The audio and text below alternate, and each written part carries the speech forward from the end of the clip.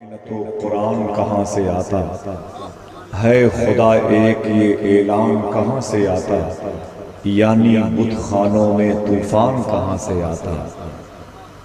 بہت اچھی سماعتیں اور بڑے منظم طریقے سے آپ بیٹھے ہوئے خوش قسمت ہیں، اور یہ شرف جس کو ملا وہ واقعی خوش قسمت ہے۔ یہ عظیم دولت عشق رسول کی ہر شخص کے حصے میں نہیں آتی، سمجھ رہے ہیں؟ یہ وہ نعمت ہے جو کسی کے حصے میں آتی ہے۔ یہ عشق رسول کی جو نعمت ہے یہ صدیق اکبر کے حصے میں آئی تھی، ابو جہل کے حصے میں نہیں آئی۔ یہ نعمت عمر فاروق اعظم کے حصے میں آئی، ابو لہب کے حصے میں نہیں آئی۔ یہ نعمت حضرت اکرمہ کے حصے میں آئی، ان کے سگے باپ کے حصے میں نہیں آئی۔ علامہ عبد المصطفیٰ اعظمی کہتے ہیں یہ نعمت ابو لہب کے بیٹے کے حصے میں آئی، خود اس کے باپ کے حصے میں نہیں آئی۔ یہ نعمت ولید بن مغیرہ کے حصے میں نہیں آئی عشق رسول کی، اور ان کے سگے بیٹے خالد بن ولید کے حصے میں آئی۔ عشق رسول کی نعمت ہر شخص کے حصے میں نہیں آئی۔ یہ نعمت ایمان کے عشق رسول کی لوط علیہ السلام کے حصے میں آئی، ان کی سگی بیوی کے حصے میں نہیں آئی۔ نوح علیہ السلام کے حصے میں آئی، اور ان کے سگے بیٹے اور بیوی کے حصے میں نہیں آئی۔ یہ عظیم نعمت دیکھیں آپ کن کے حصے میں آتی۔ سعد بن ابی وقاص کے حصے میں آئی، اور ان کے سگے بیٹے عمر بن سعد کے حصے میں نہیں آئی۔ حضرت امیر معاویہ کے حصے میں آئی، ان کے سگے بیٹے یزید کے حصے میں نہیں آئی۔ اور آسان کر دوں یہ نعمت جوگی جے پال کے حصے میں آئی، پرتھوی راج کے حصے میں نہیں آئی۔ اور آسان کر دوں یہ نعمت ہم جیسے فقیروں کے حصے میں آئی، ہندوستان کے وزیر اعظم کے حصے میں نہیں آئی۔ اتنی بڑی پوسٹ پانے کے باوجود لوگ اسے کافر کہہ کے بلاتے ہیں، اور آپ کو عاشق رسول کہہ کے بلاتے ہیں۔ معمولی انعام مدینہ شریف میں ایک شخص نے آقا کریم سے فرمایا میرے آقا میں نے 250 یا 350 لڑکیوں کو مدینہ شریف مکہ شریف کے مقبرۃ الشبکہ گراؤنڈ میں زندہ دفن کیا، زندہ دفن ہوتے وقت میں نے بچایا ہے 200 یا 350 لڑکیوں کو، مجھے اس کا بینیفٹ کیا ملے گا؟ میرے آقا فرماتے ہیں ایمان مل گیا، آپ کیا چاہتے ہیں؟ اللہ سب سے بڑی نعمت تو آپ کے حصے میں آ ہی گئی ہے ماشاءاللہ۔ ذرا محبت سے کہہ دو سبحان اللہ۔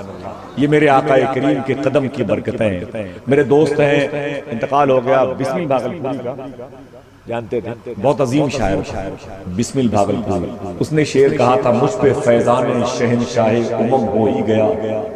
جمعہ کی نماز پڑھ کے نکلے اور سلام پڑھا مسجد میں بھاگلپور شہر میں، اور اس میں ایک شعر پڑھا تھا کاش جب میری موت آئے تو دن جمعہ کا ہو۔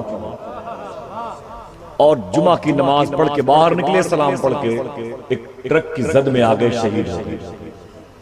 نعت کا شعر کہا تھا مجھ پہ فیضان شہنشاہ امم ہو ہی گیا، خواب ہی میں سہی دیدار حرم ہو ہی گیا، میری بستی سے بہت دور تھا شہر طیبہ، ایک قدم روز چلا فاصلہ کم ہو ہی گیا۔ میری بستی سے بہت دور تھا شہر طیبہ، ایک قدم روز چلا۔ انہی کے شہر کا ایک شاعر ہے، اس کا نام ہے محور بھاگلپور، بڑا اچھا شاعر ہے، بڑا اچھا شاعر ہے۔ ہر محب آپ کا محبوب خدا ہوتا ہے، عرصے شیر بے شعر سنت میں یہ مصرع دیا گیا، ہر محب آپ کا محبوب خدا ہوتا ہے۔ افسر صاحب نے کہا تھا سر قلم ہو کے اگر مصحف قرآن پہ گرے، سر قلم ہونے میں نقصان ہی کیا ہوتا ہے؟ سر قلم ہونے میں نقصان ہی کیا ہوتا ہے؟ تو محور بھائی نے شعر کہا، مجھے یاد آیا، محور بھاگلپوری صاحب یاد آیا۔ وہ افسر صاحب نے کہا تھا بہت اچھا کلام کہا تھا افسر صاحب نے، بہت بڑا شاعر تھا، انتقال کر گیا امروہہ کا، نعت کا بہت بڑا شاعر تھا کہ سر قلم ہو کے اگر مصحف قرآن پہ گرے، سر قلم ہونے میں نقصان ہی کیا ہوتا ہے۔ محور صاحب کہتے ہیں ہم اسے محفل سرور سے بھگا دیتے ہیں جس کا پیجامہ بہت زیادہ اٹھا ہوتا ہے۔ وہ طنز و مزاح کا شاعر ہے اور نعت کے میدان کا شاعر ہے، بڑا اچھا شاعر۔ نعت کے حوالے سے شعر کہتا ہے قلب میں دل کہے تو سبحان اللہ کہہ دیجئے گا، ورنہ پھر اس دل کو میرے حوالے کیجئے، میں نپٹ لوں گا اس سے۔ قلب میں جذبہ ایمان کہاں سے آتا، آپ آتے نہ تو قرآن کہاں سے آتا، ہے خدا ایک یہ اعلان کہاں سے آتا، یعنی بت خانوں میں طوفان کہاں سے آتا، اور تجھ پہ قربان میری جان ربیع الاول، تو نہ آتا تو یہ رمضان کہاں سے آتا۔ تجھ پہ قربان میری جان ربیع الاول، تو نہ آتا تو یہ رمضان کہاں سے آتا، تو نہ آتا تو یہ رمضان کہاں سے آتا، اور خواجہ ہند کا احسان ہے ہم پر یارو، ورنہ بھارت میں مسلمان کہاں سے آتا۔ غریب نواز سرکار کے نام پہ ذرا محبت سے کہتے ہیں سبحان اللہ۔ یہ بتائیں نفیس بھائی، انعام دینے کی ذمہ داری آپ ہی کے سر ہے کیا؟ یہ کام کوئی اور بھی کر سکتا تھا، لیکن اگر یہ کام آپ سب نے کسی ایک آدمی کے حصے میں کر دیا تو آپ کم سے کم ان سے بڑا کام کرتے رہے ہوں۔ سبحان اللہ کی صلاح، سبحان اللہ کی صلاح۔ آپ لوگوں کو سبحان اللہ کی فضیلت نہیں معلوم ہے، اس لیے ذرا سا خاموش رہتے ہیں۔ ملک شام میں ایک بزرگ آرام کر رہے ہیں، ان کے پاس ایک شخص گیا، وہ شخص کون تھا؟ ابو علی سینا بزرگ ہیں، علامہ عامر خرقانی، ایران میں آرام کر رہے ہیں۔ ایران بڑا مقدس ملک ہے، اسی ملک کے اسی شہر میں ایک شہر کا نام ہے جیلان، جہاں غوث اعظم پیدا ہوئے۔ اسی ایران میں ایک شہر ہے جس کو بولتے ہیں سمنان، جہاں مخدوم اشرف جہانگیر سمنانی پیدا ہوئے۔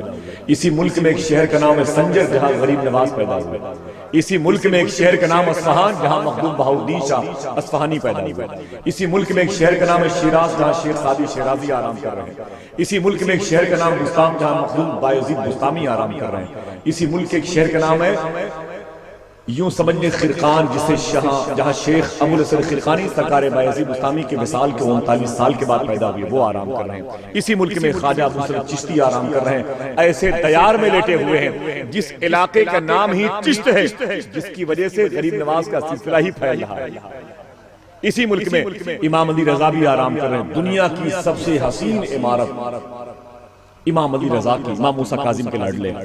اسی ملک میں ایک روایت کے مطابق امام علی اصغر، امام علی اکبر، امام زین العابدین کی ماں مخدومہ شہر بانو آرام کر رہی ہیں۔ بڑا مقدس ملک ہے۔ سرکار غوث اعظم کی ماں مخدومہ عائشہ، پھپھو مخدومہ عائشہ جیلانی، آپ کی ماں مخدومہ فاطمہ مت الجبار، آپ کے نانا شیخ عبداللہ سمیع، والد موسیٰ جنگی دوست، سارے کے سارے لوگ اسی ملک میں آرام کر رہے ہیں۔ بڑی خوشی کی بات یہ ہے اسی ملک کی کیپٹل جو تہران ہے، 900 کلومیٹر کے فاصلے پر مشہد شریف ہے، وہاں سے 300 کلومیٹر کے فاصلے پر تربت جام ہے، جہاں محبتوں کا امام عبد الرحمن جامی آرام کر رہا ہے۔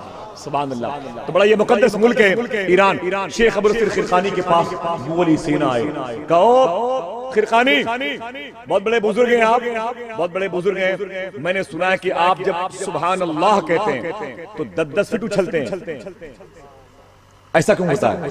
آپ اللہ کہتے ہیں تو اتنا اچھلتے کیوں ہیں؟ آپ پر جذبی کیفیت طاری ہوتی ہے، آپ بلیوں اچھلتے ہیں۔ آپ نے فرمایا کہ یہ نام الہ کی برکت ہے، میں اپنے ہوش کھو بیٹھتا ہوں، میں نام الہ میں جذب ہوتا ہوں اور پھر میری کیفیت عجیب و غریب ہوتی ہے۔ تو ابو علی سینا نے کہا اس میں 3 حرف ہیں، الف لام ہے، یہ 3 حرف نام اتنا اثر کیسے رکھتا ہے؟ میری سمجھ میں نہیں آتا۔ علامہ خرقانی فرماتے ہیں تو مجھے خر معلوم ہو رہا ہے، خر مانے گدھا ہوتا ہے، تو مجھے خر معلوم ہو رہا ہے۔ ابو علی سینا کے اندر انقلاب پیدا ہو گیا، اتنا بڑا حکیم، طبیب حاذق، اتنا بڑا فلسفی، اندر سے بے چینی پیدا ہوئی۔ فرماتے ہیں علامہ خرقانی بے چین ہو گیا، کہا آپ کی زبان سے یہ لفظ خر گدھا سن کے بڑی تکلیف ہو رہی ہے۔ فرمایا اس میں تو 2 ہی حرف ہیں، دیر لگتی ہے، ایک اسٹیشن پہلے اتر گیا، اس میں تو 2 ہی حرف ہیں، اللہ اکبر اللہ۔ اس کے بعد ایک جملہ اس نے کہا، ابو علی سینا نے کہا او خرقانی، علامہ شیخ ابو الحسن خرقانی، انہی کے جبے شریف کے صدقے میں ہندوستان میں قلعہ فتح ہوا تھا۔ قلعے کا نام نہیں لوں گا، آپ سمجھ لیں گے، قلعہ فتح ہوا تھا۔ سوچیں کہ جس کے جبے شریف کا یہ عالم ہے، اس کی ذات کا عالم کیا ہوگا؟ اللہ اکبر اللہ۔ فرمایا کہ او ابو الحسن خرقانی ذرا یہ بتاؤ بایزید بستامی کے بارے میں کیا کہتے ہو؟ علامہ خرقانی خوش ہو کے رونے لگے، فرماتے ہیں بایزید بستامی کا بڑا مقام ہے، وہ اتنے مقدس تھے کہ ان کو جس نے دیکھا اسے جنت مل گئی، جس نے دیکھا اسے جنت مل گئی، ہدایت پا گیا۔ ابو علی سینا نے کہا کیا بات کرتے ہو علامہ خرقانی، جس نے دیکھا بایزید کو جنت مل گئی، حالانکہ بہت سونے تو اللہ کے نبی مدینے والے آقا کو دیکھا ہے، کلمہ نہیں نصیب ہوا۔ کھڑے ہو گئے جلال کے عالم میں، فرمایا او ابو علی سینا خبردار، جو تم نے یہ کہا یہ مت کہا کرو، یہ مت کہا کرو، بلکہ یوں کہا کرو کہ نبی کو جس نے بھی دیکھا کلمہ پڑھ لیا، جس نے کلمہ نہیں پڑھا اس نے نہیں دیکھا۔ اللہ اللہ اللہ، یہ جملے ہیں علامہ خرقانی، یہ لفظ الہ کی برکت ہے۔ تو جب بھی کوئی آواز آئے اللہ تو آپ کے دل کی آواز میں شامل ہو جائے. آخری مصرع تھا قلب میں جذبہ ایمان کہاں سے آتا. دل چھوڑ کے گھر جا سکتے ہیں آپ لوگ. قلب میں جذبہ ایمان کہاں سے آتا, آپ آتے نہ تو قرآن کہاں سے آتا, ہے خدا ایک یہ اعلان کہاں سے آتا, یعنی بت خانے میں طوفان کہاں سے آتا, تجھ پہ قربان میری جان ربیع الاول, تو نہ آتا تو یہ رمضان کہاں سے آتا, اور خواجہ ہند کا احسان ہے ہم پر یارو, ورنہ بھارت میں مسلمان کہاں سے آتا, اور کنز ایمان نہ ہوتا جو ہمارے گھر میں, اعلیٰ حضرت تیرا فیضان کہاں سے آتا. کنز ایمان نہ ہوتا جو ہمارے گھر میں, اعلیٰ حضرت تیرا فیضان کہاں سے آتا. اسیر حضور مفتی اعظم ہند علامہ شاہ مفتی امان الرب صاحب قبلہ گونڈوی جامعہ مینائیہ کے شیخ الادب ہے. ان کی گفتگو کل پرتاپ گڑھ شہر کے مرکزی ادارے میں جامعہ گلشن مدینہ میں ہونے جا رہی ہے. سالانہ جلسہ ہے, بہت عظیم تقریب ہے. آپ سے گزارش ہے, جس میں غالباً میرے بھائی حیدر پرتاپ بڑی وغیرہ شرکت کر رہے ہیں, تو آپ سے گزارش ہے کہ گلشن مدینہ کے اس دینی مرکزی درسگاہ میں شرکت کریں. 5 مئی کو یہ نوگیر ہے نا مولانا صاحب, نوگیر میں انشاءاللہ 5 مئی کو آپ حضرات دیکھیں گے. علامہ مشاہد رضا صاحب قبلہ سیوان, علامہ چراغ علی صاحب قبلہ مصباحی اندھیری ویج ممبئی, جی انشاءاللہ, اور جناب سیف رضا صاحب اور حیدر بھائی وغیرہ کی شرکت ہے. تو آپ سے گزارش ہے کہ 5 مئی کو ان محافل میں بھی شرکت فرمائیں. اللہ کا لاکھ لاکھ شکر ہے. میں نے کوشش کی تھی نفیس بھائی, بڑی خواہش تھی کہ سید صاحب قبلہ کو کبھی کنڈا علاقے کی کسی ایسی مجلس میں بلاؤں گا جہاں کے لوگ جی بھر کر کے ان سے نعتیں سنیں گے, کیونکہ 1-2 کلام میں ان کی اسٹیم گرم نہیں ہوتی ہے. سمجھ رہے ہیں آپ, یہ 2-2 3-3 گھنٹے پڑھنے والے لوگ ہیں. مجھے ڈر لگ رہا ہے کہیں ایسا نہ ہو کہ اتنی دیر تک پڑھنے کی کوئی حادثہ ہو جائے, لیکن ضرور سنیں گے آپ. پاکستان کی بڑی مقبول نعتیں بھی پڑھتے ہیں, ہندوستان کے بڑے بڑے سناخاں ان سے بڑی محبت کرتے ہیں, اور بہت ٹوٹ کر کے نبی کی نعت پڑھتے ہیں, جن کی نعتوں کو سن کر کے لوگوں نے اپنی آنکھوں سے آنسو کے سوغات جاری کیے, تو خواب میں رسول اکرم کی زیارت کا سعادت نامہ بھی ان کو میسر آ گیا. بہت مقبول نام ہے مخدوم گرامی شہزادے غوث الاعظم حضور سید الوسیم میاں شفاعت اللہ کا, میرے شیخ حضور تاج الشریعہ سرکار کی 90 نعتوں کو آپ نے ریکارڈ کروایا. 90 نعتوں جس کی آڈیو کیسٹ اجرا کے موقع پر خود سرکار تاج الشریعہ تشریف لائے. سبحان اللہ کے لیے.